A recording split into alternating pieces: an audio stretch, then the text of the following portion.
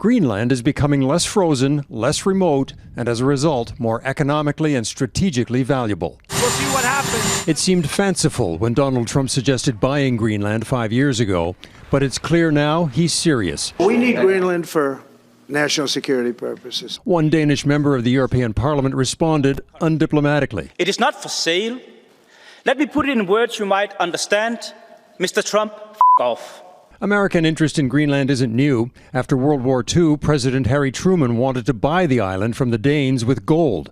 And during the Cold War, a major U.S. military base was established. A graphic picture of preparedness on the frigid top of the world.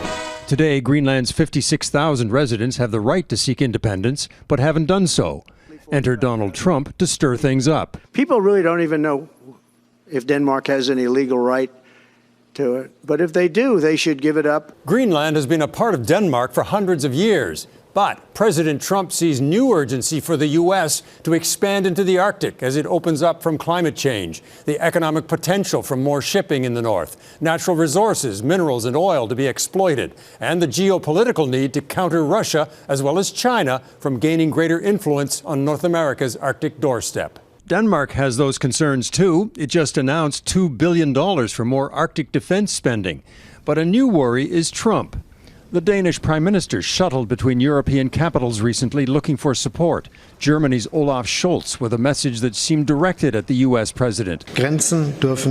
Borders must not be moved, he said. Greenland's Prime Minister has his own message. We don't want to be Danes. We don't want to be Americans. We want to be Greenlandic. This week, he called for new elections next month to deal in part with American threats. Like Canada, Denmark, and by extension Greenland, must navigate a potential crisis not of their making. This time you really need to accommodate the American wishes, but we don't know what the Americans and what Trump really want, and that is what's making this crisis so extremely difficult. If Donald Trump insists on territorial expansion in the Arctic, the question is, what powers will he use to get what he wants? Eric Sorensen, Global News, Toronto.